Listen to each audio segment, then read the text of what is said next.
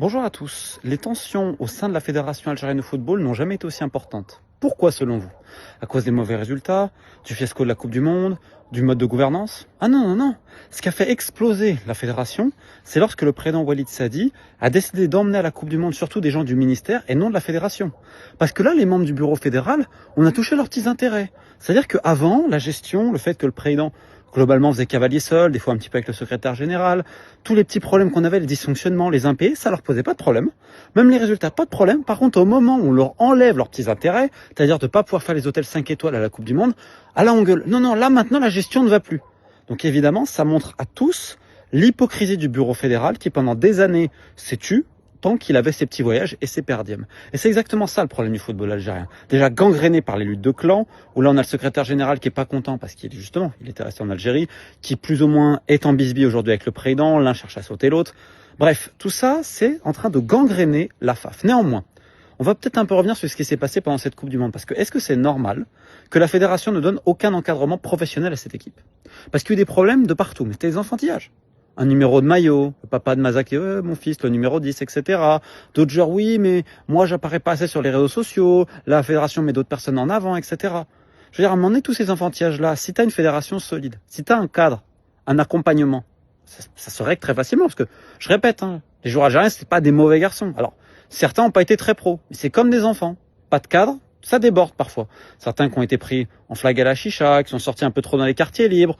Après le match face à la Suisse, certains aussi ont fini en soirée. Ok, mais c'est une minorité. Le reste ont quand même été très pros. Je tiens à dire qu'ils ont rien dit pour les primes. Les primes, elles n'ont pas été payées, rien, vous avez rien entendu. Donc les joueurs, en fait, quand ils sont bien cadrés avec de la franchise, il n'y a pas de souci. Le problème, c'est qu'on a une fédération qui aujourd'hui nous parle d'être professionnelle, etc. Déjà, ils n'arrivent même pas à gérer les luttes d'ego entre eux. Et surtout, attendez, parce que je sais qu'il y a quand même de l'argent placé, que la situation financière qu'hérite le bureau fédéral actuel, elle est terrible et dramatique. Il devait payer des factures d'avant, enfin, on sait que c'est compliqué. Mais il va falloir qu'il m'explique comment le fournisseur de viande algérien n'est pas payé.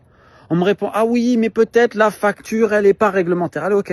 À chaque fois, c'est ça. Il y a eu des problèmes pour les hôtels dans lesquels on logeait les sélections jeunes et les sélections féminines. En Algérie, pas payé non plus.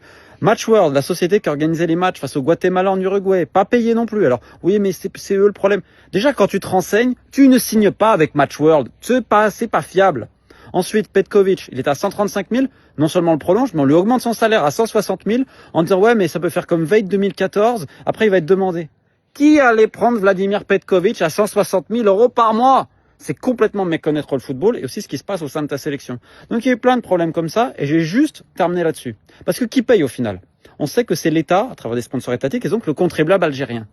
Un jour, ce serait bien que tous les gens de la fédération, ils expliquent comment des prestataires algériens ne sont pas payés, notamment le fournisseur de viande. Que des fois, on le réserve des billets d'avion, ça arrivait pour les féminines, où ils se sont trompés d'aéroport. Donc, il a fait que la fille n'a pas pu venir. C'est-à-dire qu'on a des gens à la fédération qui sont payés grassement, qui sont même pas capables de prendre le bon aéroport. Je sais pas si on imagine le niveau d'incompétence. Mais ne vous inquiétez pas, tous ces gens-là, ils restent en poste parce qu'ils se tiennent tous.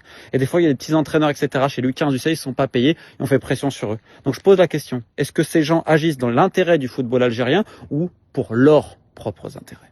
Équipe de Faith.